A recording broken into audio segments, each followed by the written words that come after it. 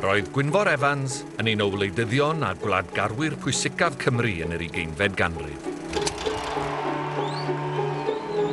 Ym 1966, daeth yn aelod seneddol cyntaf Plaid Cymru. Fi'n credu bod fe'n berson rhiaddfwyn i fod yng nghanol gwleidyddiaeth. Oedd e'n credu pawb ar ei air, oherwydd mae person felly o dde.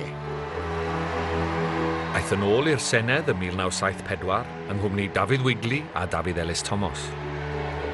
Gwynfor Evans oedd y dylanwad mwyaf o safbwynt cenedlaetholdeb Cymraeg yn yr 20fed ganrif. A bu'n llywydd Plaid Cymru am bron i 40 o flynyddoedd. Oedd e'n rhyw fath o Moses yn arwain i genedl. Ac yn 1979, fe wynebodd Gwynfor Evans un o brwydrau mwyaf i yrfa wleidyddol. Brwydr byddai'n newid darlledu yng Nghymru am byth.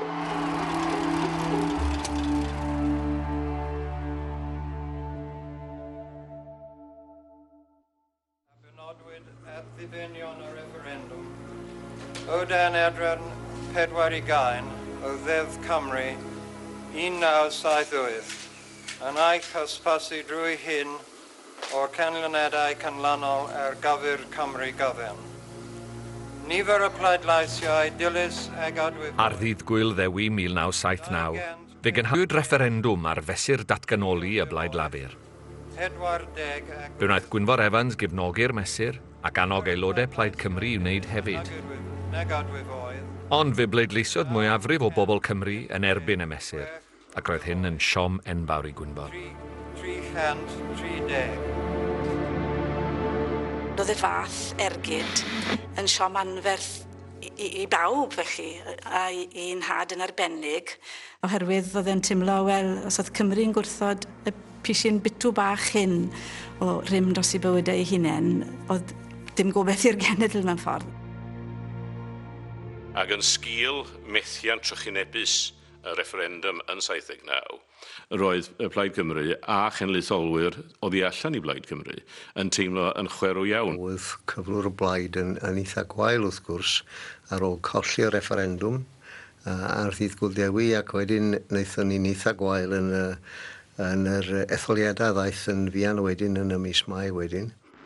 Ym Mai 1979, cafodd Gwynfor Evans ergyd wleidyddol arall. Collodd ei sedd yng Nghaerfyrddin i Dr Roger Thomas o'r Blaid Lafur.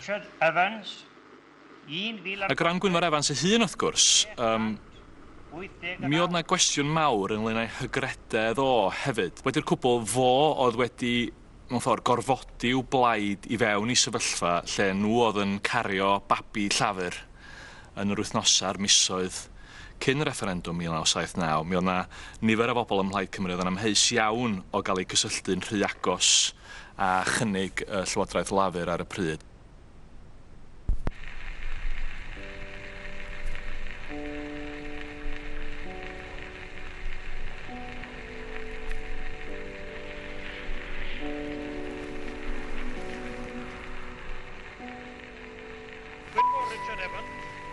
Mae'r hyn llefau'n dychwelyd.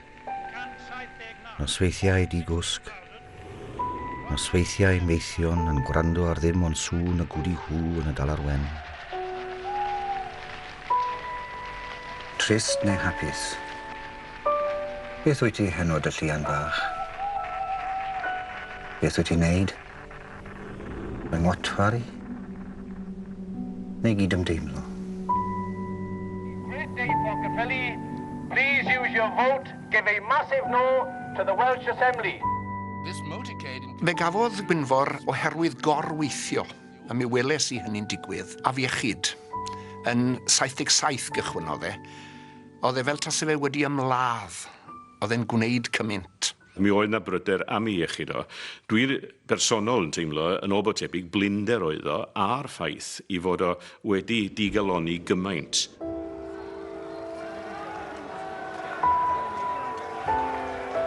Roedd yr etholiad cyffredinol yn siom i Gwynfor, ond yn fuddigoliaeth i'r twried, ac yn ei manifesto etholiadol, roedd enw wedi addo sefydlu sianel deledu Gymraeg. Yn 79, oedden ni mewn sefyllfa lle roedd yna 2 ddarlledwr. Roedd y darlledwr cyntaf, sef y BBC, yn darlledu rhyw 8 awr o raglenni Cymraeg. Oedd yn gymysgedd o raglenni plant, raglenni dyddiol, raglenni materion cyfoes, chydig bach o ddrama, cyfres o bobl cwm bob blwyddyn, dechrau canu, dechrau canmol. Wedyn, HTV, y darlledwr arall, yn darlledu 7 awr yr wythnos. So mi oedd na 15 awr. Ond y broblem oedd nhw hefyd yn darlledu raglenni plant, raglenni newyddion, raglenni materion cyfoes. Doedd na ddim unrhyw syniad o wasanaeth Cymraeg. Mae'n rhaid cofio bod yr Llywodraeth yn Llundain wedi cytuno ys 1974 i sefydlu sianel deledu Gymraeg. Ac o flwyddyn i flwyddyn oedd na oedi. Erbyn dechrau 1979, gydag etholiad ar y gorwel, oedd ni gyd yn teimlo ychydig fwy yn hyderus oherwydd bod pob un plaid gwleidyddol wedi dweud syth ar ôl yr etholiad bydden nhw'n anrhydeddu'r addewid a sefydlu sianel deledu Gymraeg. Dim sianel Gymraeg wedi'r cyfan. Yr ysgrifennydd cartre William Whiteley yn cyhoeddi heddiw bod y Llywodraeth wedi newid i meddwl iddyn nhw addo sianel adeg yr etholiad cyffredinol 4 mis yn ôl. Mae yna gwestiwn diddorol yn does pam fod y ceidwadwyr wedi penderfynu tynnu nôl o'i ymrwymiad manifesto. Mi fydda yna nifer o elfennau yn y diwydiant darlledu oedd yn amheus iawn o'r syniad o sianel Gymraeg wedi bod yn gwthio ac yn gwthio. Mae gweision sifil ar y cyfan yn griw go geidwadol a mi fydda yna bobl o gwmpas Whiteley wedi bod yn dweud, da ni'n siŵr ynglyn â hyn. Ac wrth gwrs, mi oedd hi'n ymddangos fod y pwysau gwleidyddol o blaid sianel Gymraeg wedi diflannu. Y ddadl gryfa roedd Willie Whiteley i mi oedd lle bydd yr iaith Gymraeg saffa mwyaf diogel ar gyfer y dyfodol ar 2 sianel yn te ar 1. Wel, os da chi'n edrych yn y tymor hir, mae iaith yn saffach ar 2 sianel yn hytrach nag 1. Ond, os felly, cofiwch, da chi'n mynd yn hollol groes i adroddiad yr arglwydd Annan, Crawford, Saibri, da chi'n mynd yn hollol groes i'r addewid da ni wedi wneud yn y manifesto ar gyfer Cymru. One man has been in a position to make a nonsense of democracy in Wales by brushing aside the united will of the Welsh people, just as Parliament spurned Wales on the issue of Tryweryn. Well, if the government can get away with this outrageous rebuff to Wales, then our nation's prospects are dim.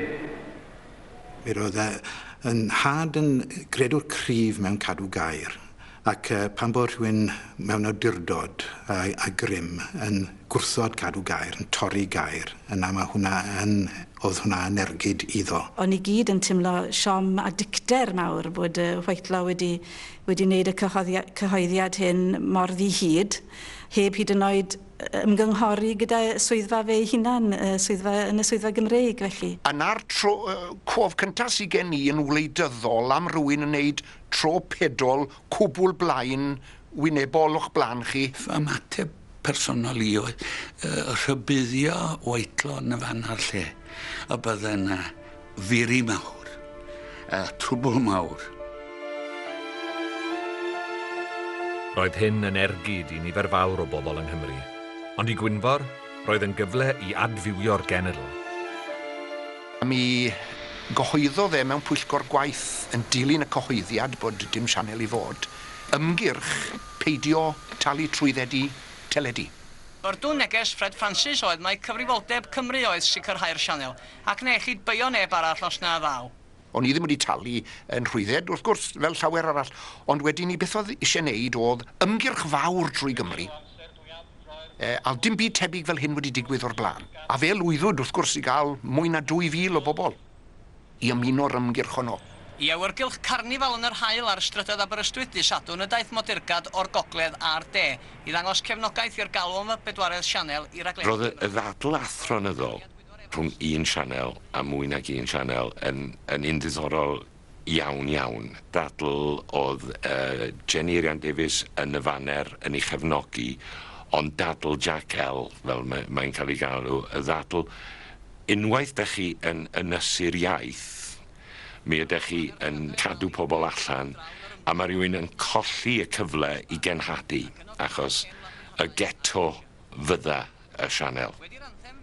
Be sy'n mynd i ddigwydd i'r iaith Gymraeg os dwi'n mynd i gael ei chicio allan o barlwr o sianel ei poblogaidd i good stand star y bedwaredd sianel. I have only one thing to say. You turn if you want to. Tir neb byddai bodoli ar ddwy sianel, ar HTV Cymru a BBC Cymru. Rhaid oedd gwrthod hynny, gwrthod a gweithredu. The ladies not for turning.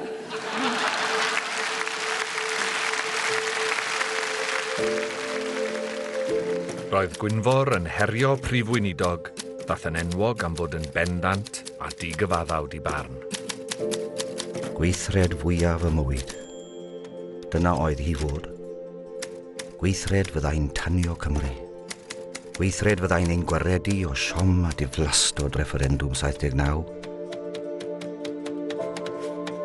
Oedd yn had i Dr Penner Davies yn ddyn amlwg iawn yn y byd crefyddol, diwynyddol a thrynyddol yng Nghymru yn y ganrif ddiwetha, ac yn eitha amlwg yn y mudiad cenedlaethol cynnar o'r diwedd y 30au ymlaen. Mi roedd perthynas Penner yn had yn berthynas agos iawn yn nhw wedi cyfarfod pan o'n nhw yn y coleg yn Rhydychen na ddaethon nhw'n gyfeillio yn y pryd hynny. Ond mi roedd Penner a dylanwad mawr ar yn had, oedd ryw fath o dad cyffesydd un had, fe fydde yn had yn troi ato fe yn aml iawn i gael cyngor yn y maes ffydd a chred ochr ysbrydol. Y gwir yw Penner bod i ar ben ar bolisïau cyfansoddiadol y blaid, ar ôl tor y ddewyd mor hirllig ac ar gyfwm Cymru mor ddwn. Rwy'n teimlo'n gryf bod angen gweithred go fawr. Gweithred fawr.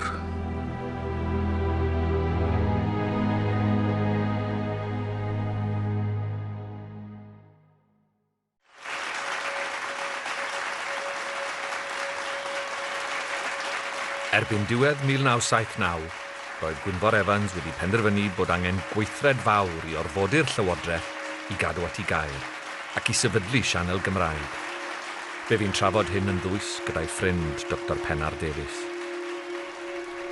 Dwi'n gwybod bod nhw wedi cwrdd a hynny i drafod yn benodol moesoldeb y weithred o ymprydio.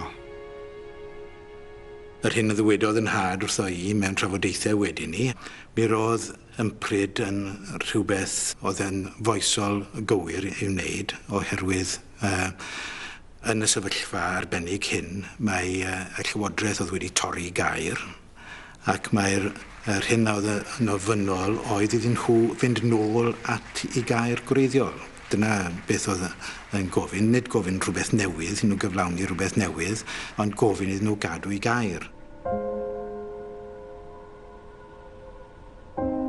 Yw sgwrs gyda Penner Davies dawelu i feddwl am egwyddorion ymprydio, roedd un peth mawr dal yn pwyso arno.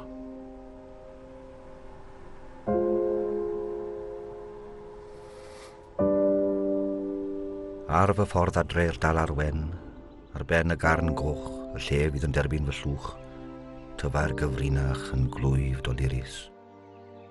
Gwyddwn fod na un na wyddau eto, a hi, Rhiannon, a ddylai fod wedi cael gwybod cyn neb.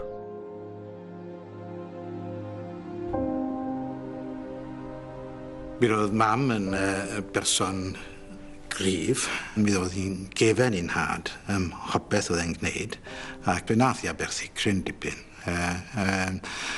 Achos oedd hi'n dweud mae yr hyn oedd hi'n meddwl fydde'n digwydd pan briodon nhw yn ystod y rhyfel, oedd ar ddiwedd y rhyfel bydde mynd i fyw i Gaerdydd ac fe bydde hi'n gallu byw bywyd y ddinas yng Nghaerdydd ac yn y blaen. Ac nid bod yn wraig ffarm ac yn fam i 7 o blant yng Nghefn Gwlad Cymru.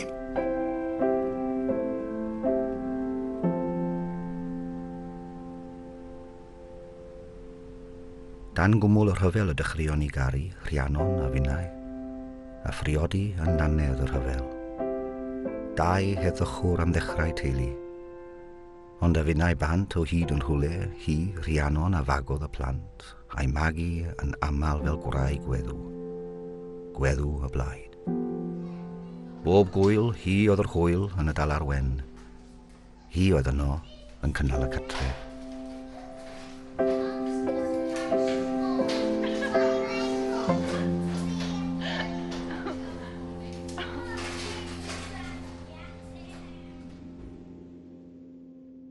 Ar ôl trafod gyda Rhiannon, y cam nesaf oedd sôn wrth y rhai oedd agosaf ato ym Mhlaid Cymru.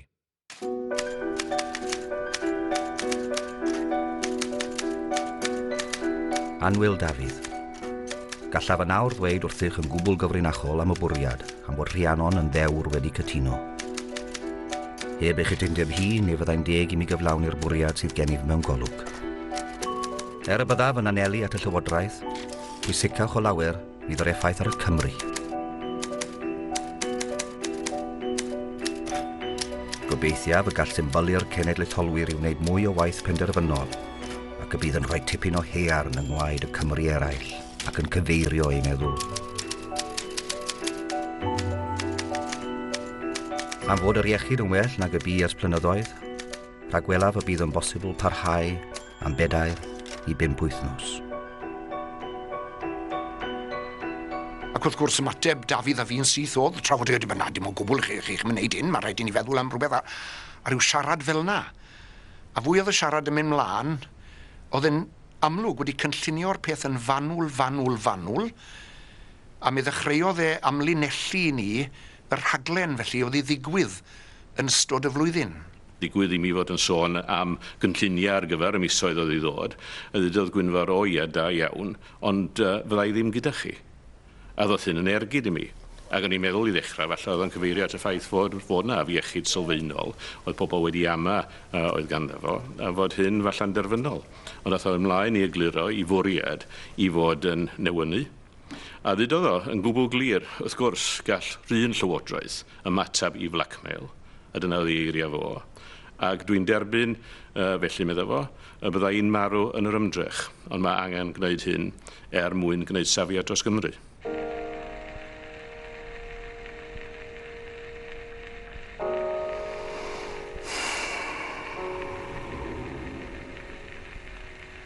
Y peth nesaf oedd yn rhaid i Gwynfor wneud oedd dweud wrth y teulu. 7 Ebrill 1980 oedd y diwrnod ges i wybod am bwriad Gwynfor i ymprydio, ac yna'i reswm dda i gofio'r diwrnod yna, ni wedi bod i fyny trwy'r nos ac dod o ysbyty Glangwili rannu hefo fo newyddion bod hedd wedi cael ei enni yn 4 plentyn ni. Newyddion o lawenydd mawr wrth gwrs. Wedyn Gwynfor yn fy ngwahodd i aros pan edrych bod gyda fe rhywbeth i ddatgelu.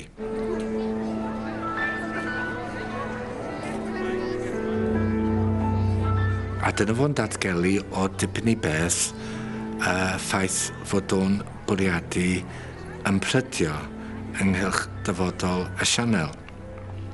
A fynnau'n cymryd yn ganiataol i ddechrau o feddwl yn ôl am ymprydio wedi bod gyda Cymdeithas yr Iaith. Ni wedi bod yn rhan ohonyn nhw, bod ni'n sôn falle am ympryd symbolaidd am rhai dyddiau neu am wythnos ac a wedyn nath o graddol wawrio arno fi bod yn sôn am rhywbeth llawer fwy penderfynol na hynny.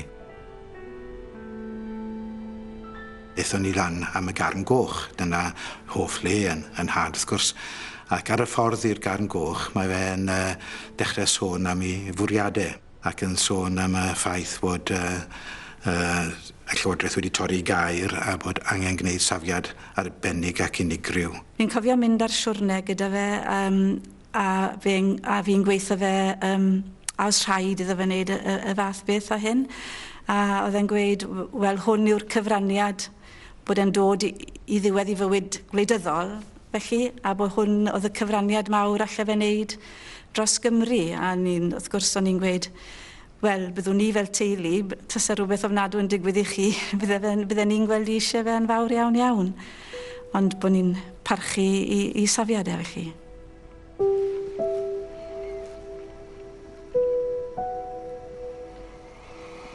Y peth diwethaf o'n i moyn neud oedd marw. Byw o'n i moyn neud. Mwynhau bywyd gyda'r rhiannon a'r teulu, y plant o'r wirion. Roedd hedd bach newydd eni, pleswm arall dros fyw. A byw o'n i moyn neud.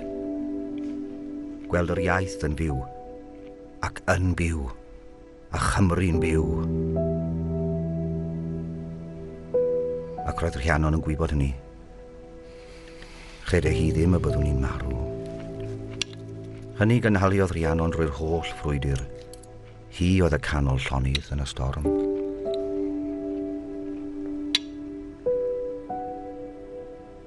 Oedd hi yn gweud wrthon ni bod hi wedi cael rhyw sicrwydd mewnol iddi hi hun, na fydde'r rhaid i'r weithred hyn fynd yn ei blaen.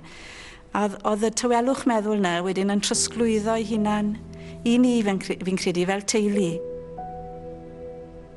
O'n i yn gofidio, achos mi ro'n i gyd yn meddwl yn byd o'n had, ynddo fe, fel teulu. Ac mi roedd yr wirion yn meddwl y byd ohono fe hefyd. Ac fe fydde wedi bod yn ergyd fawr i ni fel teulu pe bydde wedi mynd trwyddo. O'n i yn gofidio.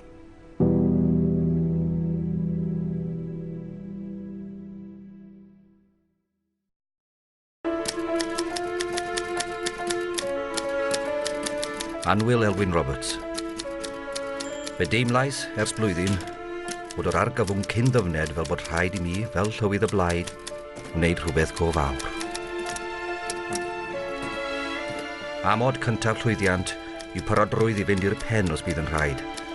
Eith'r gallai fynd i'r pen brofi'n llesol. O'r diwedd, byddai rhywun wedi rhoi ei fywyd i amddiffyn Cymru. Yn sicr gwna'i lawer mwy na'n dim byd arall y gallwn ni wneud.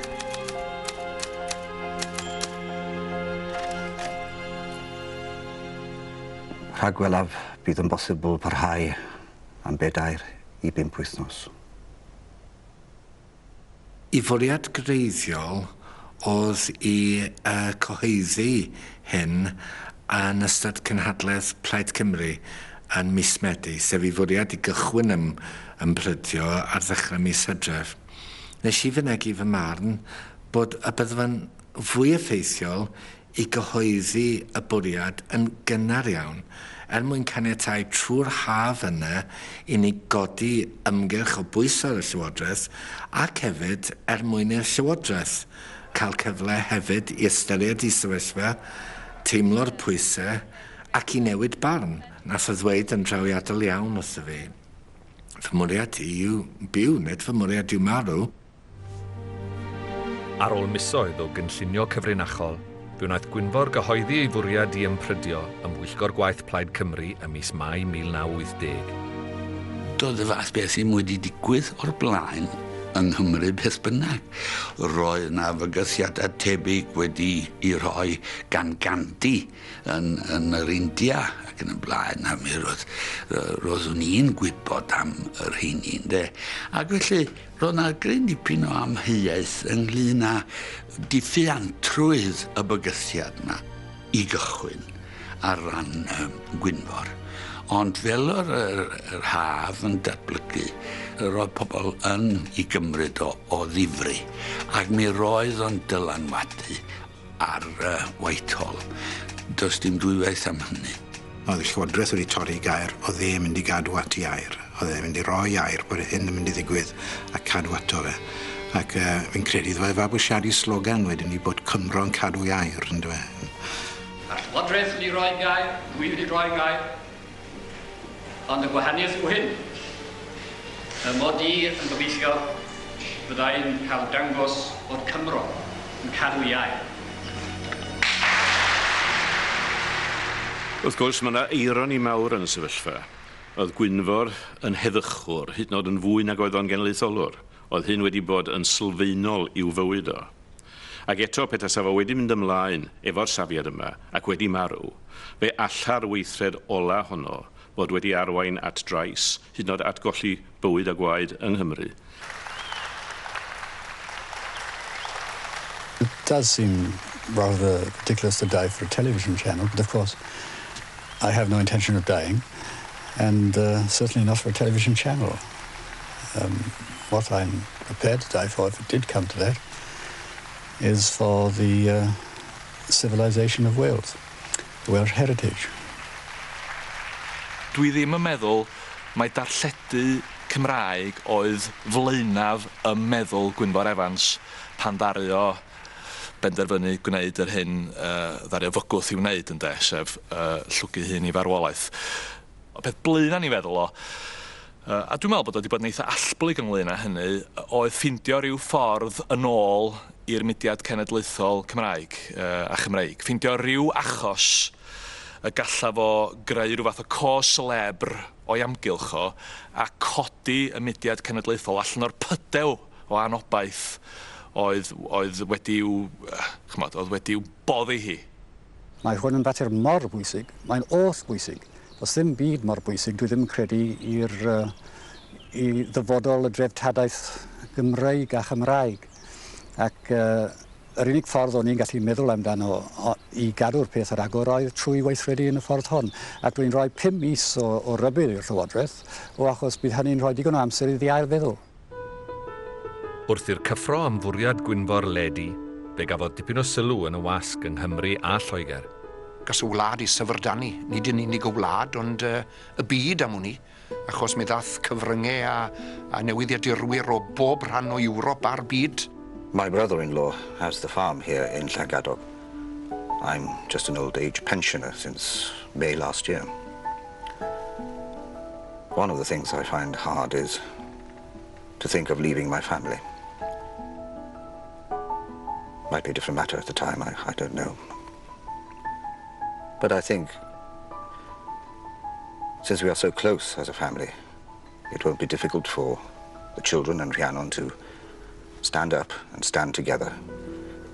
They have been wonderful. They accept the crisis. Erbyn Gorffennaf, mi roedd na awgrymiadau bod y Llywodraeth yn edrych ar y peth yn go ddifrifol bellach. A'r hyn ddigwyddodd oedd mi ofynodd Nicholas Edwards oedd yn ysgrifennydd gwladol Prydyni, cynrychioli Margaret Thatcher yng Nghymru wrth gwrs, i gael cyfarfod Gwynfor. Morning. The Minister of State can't be with us. I think he's actually inspecting a road somewhere, isn't he? Yes, A470 A Gwynfor di paratoi a dweud wrthyn nhw beth yn union fyddai'r sianel i fod, a'r math o beth oedd hi ac yn y blaen. Ond o'n i'n siarad y Gwynfor wedyn, a wedodd e, ymhen tipyn, me sylweddolodd e, mae nid yno i rondo ar Gwynfor yr oedd Nicholas Edwards a'i ymgyrch e dros gael sianel, ond i ddweud wrtho fe, y byddai'r Llywodraeth ddim yn newid i meddwl a ddim yn ildio. A me ddath e o'na yn reit siomedig yn hynny o beth, ond yn bendant yn ei farn bod nhw ddim yn mynd i ildio o gwbl. Mae yna nifer o bobl yn eich nabo chi fel dyn penderfynol, Mr Evans, ar hyd y blynyddau. Ond i chi'n meddwl, ym mis Hydref, hyd yn oed os fydd y Llywodraeth ddim wedi newid i meddwl, y byddwch chi newid eich meddwl? Ddim credu.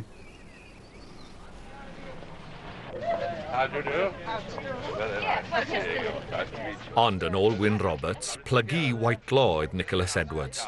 Tuedd bersonol yr ysgrifennydd gwladol dros Gymru oedd cefnogi'r syniad o un sianel.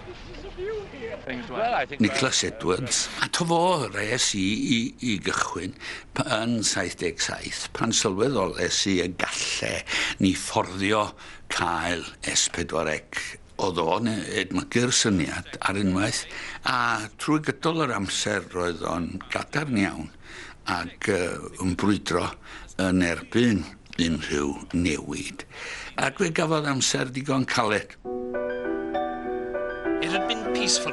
Emyr Jenkins oedd cyfarwyddwr yr Eisteddfod Genedlaethol pan wnaeth Nicholas Edwards ymweld ag Eisteddfod Dyffryn Lliw ym 1980. Fe dechreuodd y dorf bownsio'r car i fyny ag i lawr, a mi ddoth y car i lawr ar yn rhoed i. Ac am wythnosau wedyn oedd gen i gleisiau ar ôl y peth, ond fe lwyddwyd yn y diwedd i glirio lle i'r ysgrifennydd gwladol i adael y maes. Ond mi roedd hwnnw yn brynhawn anodd dros ben yn yr Eisteddfod. Well, I'm obviously concerned about social disorder in Wales, and that is why I deplore so much this act of violence that Gwynfor Evans is threatening us with. And we cannot possibly be diverted from taking a right decision simply because a relatively small group of people charge around demonstrating and sitting in front of the wheels of my car. Governments don't change their decisions for that kind of reason.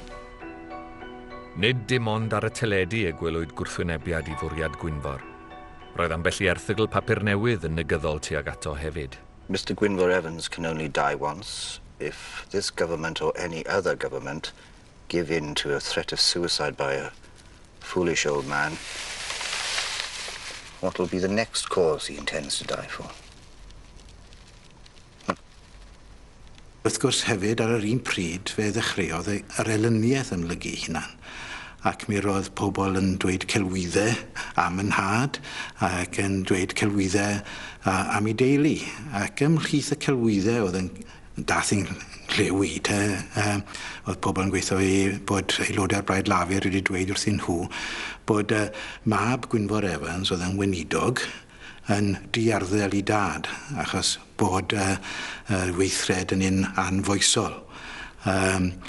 Ac oherwydd hynny, fe wnaethon ni, Sian a finne, oedd y plant yn ifanc i fod yn rhan o'r penderfyniad, ond fe wnaethon ni benderfynu bydden ni yn newid yn enw o Evans i ap Gwynfor mwyn iddo fe fod yn ddatganiad cyhoeddus ac amlwg mod i bod ni fel teulu yn arddel yn had ac nid yn ei ddiarddel. Nid tro pedol o toriaid yw'r unig dro pedol yn y stori. Fe drodd beirniadaeth Saunders Lewis yn gefnogaeth yn y faner a'r Cymro. Wrth gwrs, fe fydden ni wedi gwerthfawrogi llythyr personol. Sdim un wedi cyrraedd eto. Ond mae yna lwyth o lythyron ar y ddesg yma, sy cheidi ohonyn nhw. Un wrth Lewis Valentine, bonheddwr mwyaf blaid.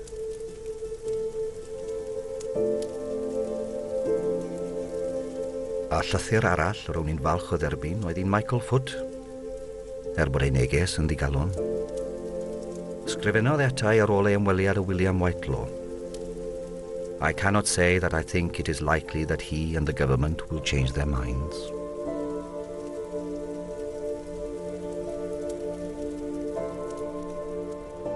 Roedd yn had yn hyderus y bydde Gwynfor yn ennill y frwydr heb orfod mynd i'r eitha. Roedd yn risg yn ymwneud yn gysylltiedig hynny, risg amlwg yn gysylltiedig o'r peth. Ond oedden nhw'n teimlo'n hyderus, falle mewn ffordd gymharol naif, y bydde y da yn goresgyn y drwg ac y bydde modd ennill y frwydr oherwydd taw nhw yn ei golwg nhw oedd yn iawn.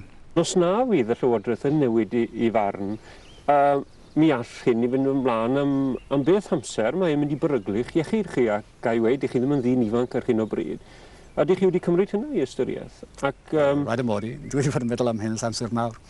Ac dwi'n gwybod beth all fod yn ganlyniad i'r peth, ond mae'n rhaid bod yn barod i wynebu hynny. Ond dyna un rheswm pam mae yna obaith i eraill gymryd rhan ddiwiog iawn yn y frwydr. Os bydd y mywyd i mewn perygl, bydd pobl yn teimlo bod arnyn nhw ddyletswydd i weithredu. Ydych meddyg chi wedi darbwytho chi i beidio cymryd y cam yma? Dwi ddim wedi gofyn iddo, ond fi es i erioed mewn iechyd gwell na dwi nawr, ac dwi'n ffit i wynebu, dwi'n credu cyfnod go hir o hyn.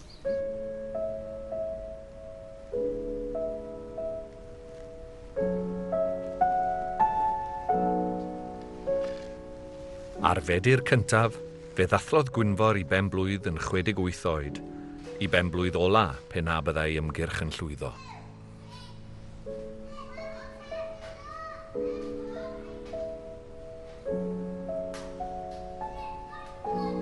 Oedd yn ddyn annwyl iawn gyda phlant, a gyda mhlant i a'r wirion eraill yn arbennig, tad a thad cu, annwyl iawn.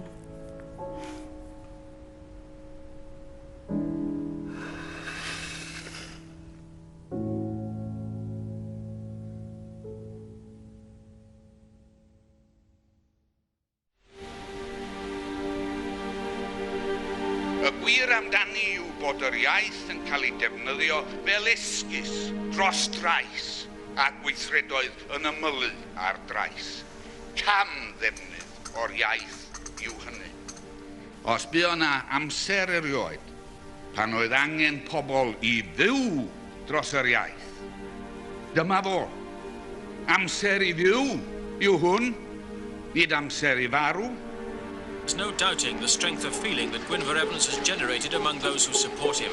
For them, his intention to fast until death is a symbolic protest over the government's whole treatment of Wales. A mild-mannered pacifist... Wrth i gyfnod yr ympryd ddod yn nes, fe drefnwyd nifer o ralïau i ddangos cefnogaeth i Gwynfor.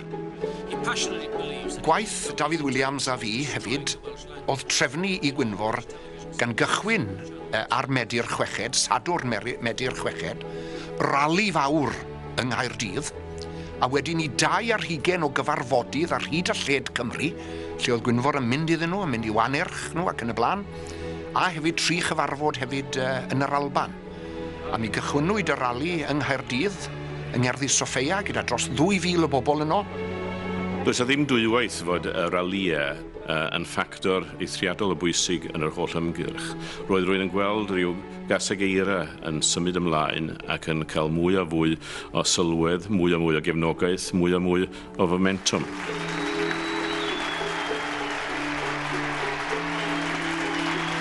Oedd y raliau yn ffantastig ac yn foddion i godi ysbryd, ac oedd hynny'n codi ysbryd hefyd. Felly codi oedd ei ysbryd yn gwneud wrth bod yr flwyddyn yn mynd rhagddi. Gymaint o gefnogaeth oedden ni'n gallu dangos oedd yna i Gwynfor, y tebyca y bysa Llywodraeth yn Llundain yn gorfod gwrando. Aeth 3 Chymro amlwg, y 3 gŵr doeth fel o'n nhw'n cael ei galw, i gyfarfod â William Whitelaw a Nicholas Edwards. Hefyd yn y cyfarfod i gadw cofnod oedd Emyr Jenkins. Dwi'n credu bod y 3 yn cynrychioli haen bwysig iawn o gymdeithas yng Nghymru, sef yr arglwydd Cledwyn, oedd yn hir arglwyddi yn arweinydd yr wrthblaid yno ac yn wleidydd profiadol. Mi roedd yr archesgob yn cynrychioli hefyd Cyngor Eglwysi Cymru, Cymraeg, ac mi roedd Gronwy Daniel wedi bod yn was sifil yn bennaeth y swyddfa Gymreig ac yn gwybod yn union sut oedd pethau'n gweithio. Felly roedd y 3 yn cynrychioli gwahanol agweddau o fywyd Cymru ac os cael ei fod yn cynrychioli y farn ganolig os mynwch chi.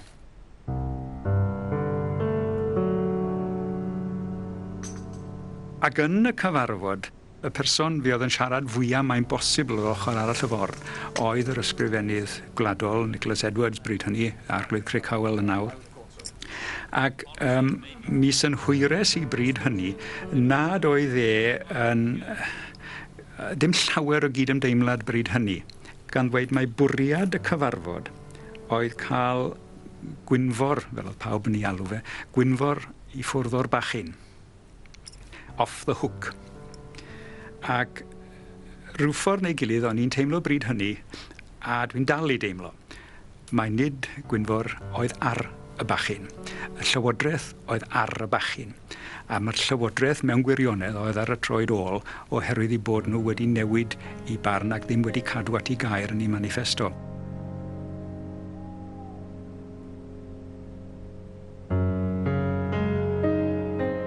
Tal ar wen a sŵn ty llian. Nosweithiau digwsg yn gwrando. A fydden ni yn waredwr? A fydden ni yn arwr? Geiriau ganddi yn ffon i mi ar y daith. You must be the change you want to see in the world.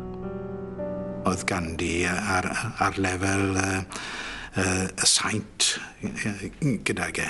A ffordd ganddi hefyd o weithredu, y ffordd didrais, a hynny oedd yn apelio'n fawr iawn ato fe.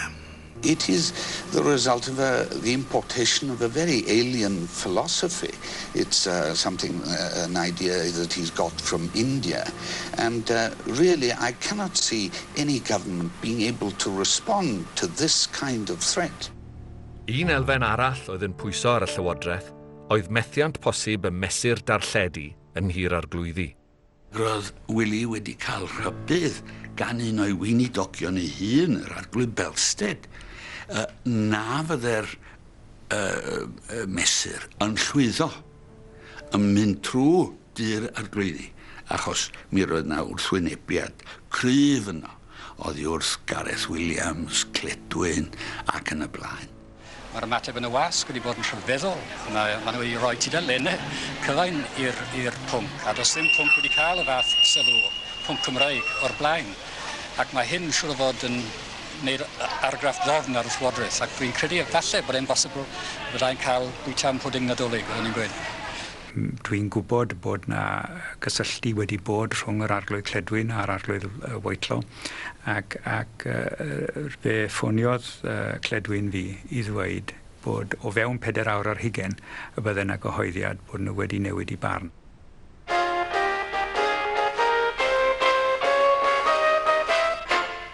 Noswaith dda i chi. Mae'r frwydr am sianel deledu Gymraeg wedi hennill. Y prynhawn yma fe gyhoeddodd yr ysgrifennydd cartre William Wigley fod y Llywodraeth wedi newid i meddwl, ac y bydd rhaglenni Cymraeg yn cael ei rhoi ar y 4edd sianel. I hope that people will at least give us some credit for having reacted to public opinion and accepted that we had failed to convince people. As one of my eminent predecessors put it on one particular point, when you see an elephant in the garden, there's actually something to be said for recognising it. Felly, ychydig dros flwyddyn ar ôl tro pedol cyntaf Wigley, fe ddath y cadarnhad swyddogol a bydde yna sianel Gymraeg wedi'r cyfan, ond mae arbrawf dros dro fydde hi. Tro pedol a thro yn ei chynffon. Arbrawf 2 blynedd i sianel Gymraeg. Ond daeth y cynnig yn sydyn. Rhy sydyn i mi.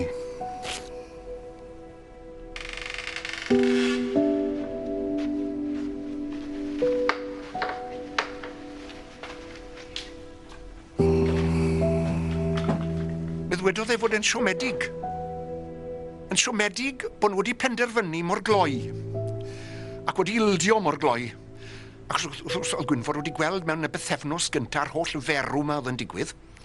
A mi ddwedodd e'n gwbl glir tasen ni'n cael 2 wythnos arall fel o fod o'r holl gyfarfodydd yma.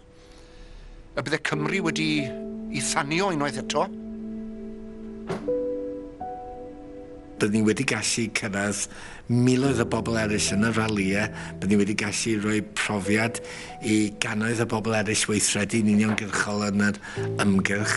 Ond wrth gwrs, nid yn unig oedd Gwynfor yn wleidydd craff, ond mi oedd y bobl oedd yn cynghori'r Llywodraeth yn wleidyddion craff hefyd. Felly damage limitation, ildio rhyw face-saving formula ac ildio mor fuan a phosib fel bod hwn ddim yn codi dim mwy. As one of my eminent predecessors put it on one particular point, when you see an elephant in the garden, there's actually something to be said for recognising it. Dwi wedi aros nes mod i yma yn Rhymych i gyhoeddi na fyddai ddim yn mynd ymlaen ar ymchwil. O'n i ddim yn bwriadu mynd lawr i Crymych, ond penderfynu pan drwy'n i'r newyddion. Ffôn had wrth gwrs, ond oedd ffili cael trwyddo. Oedd y ffôn pen arall yn brysur trwy'r amser. Rhaid yw yn bod ni wedi ennill y fuddugoliaeth fwyaf enillwy dros y Gymraeg, nid yn unig y ganrif hon, ond mewn canrifoedd. Dod i benderfyniad wedyn ni fynd draw i Grymych i gael i weld a'i longyfarch.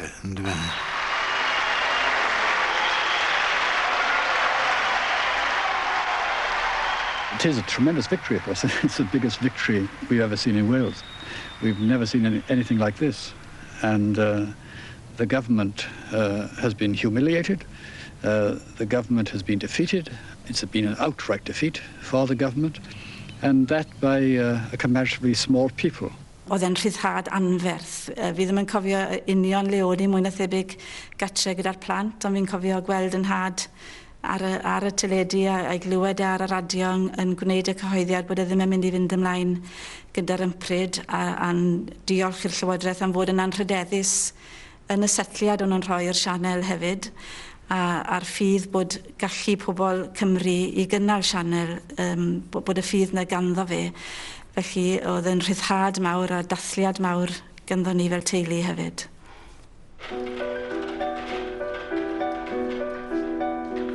Gwyddwn bod y gêm ar un olwg wedi ei hennill. Gwynfor 1, Whitelaw, dim. Y sgôr terfynol ar lan yr afon Tafwys. I have only one thing to say. You turn if you want to. The ladies not for turning. Mae bobl wedi bod yn meddwl ar beth arall yn newidiodd Margaret Thatcher I meddwl. A maen nhw methu meddwl am ddim byd arall, yn enwedig yn hanes Cymru beth bynnag. Roedd euphoria crymych mor felys. Y cannoedd yno ar ben ei digon. Ac fe ges i'n hemptio I fydloni ar hynny. Ond chwerw felys oedd cyfarfod crymych. Fe gwplodd y gêm yn rhy gynnar. Croeso cynnes iawn I chi ymuno ni yma am y tro cyntaf ar aelwyd sianel 4 Cymru. Ond hawdd cynnig tân ar hen aelwyd medda'r gair te. Ond yn bwriad ni ydy cynnig coelcerth ar aelwyd newydd. Roedd canlyniad safiad Gwynfor a'r ffaith fod buddigoliaeth wedi dod efo arwyddocâd mewn sawl cyfeiriad. Un cyfeiriad oedd efo rhaid i'r awdurdodau yn Llundain gymryd sylw o'r dimensiwn cenedlaethol Gymraeg. Doedd o ddim yn rhywbeth i'w sgipo o'r golwg. Oedd y blaid wedi un o'r tu ôl iddo fe, fi'n credu, yn fwy efallai nac am beth amser. Mi wnaethon nhw lwyddo I sefydlu rhywbeth oedd yn hollol unigryw yn ddoi hun. Un sianel ar wahân yng Nghymru, nid rhyw fath o Channel 4 in Wales, felly. Beth tasen ni ddim wedi cael sianel deledu Gymraeg? Mae bron erbyn hyn allan ni'n dychmygu bod hebddi. A mae hynny wrth gwrs wedi ni yn yn gwirioneddu yr hyn oedd Gwynfor a'r holl ymgyrchwyr eraill yn anelu eto. Oni bai fod y fuddigoliaeth wedi dod efo Esbyrrec ym 1982. Dwi ddim yn credu y bydde rhagolygon yr iaith heddiw yn byd tebyg I beth ydyn nhw. Mae yna ddigon o sialensa o'n blaenau o hyd. Ond dyna oedd y trobwynt o safbwynt creu hyder newydd a phenderfyniad newydd a mae yna ddiolch aruthrol I Gwynfor am hynny. Y beth diwetha o'n I moyn oedd marw. Byw o'n I moyn neud. Gweld yr iaith yn fyw ac yn byw. A Chymru'n byw.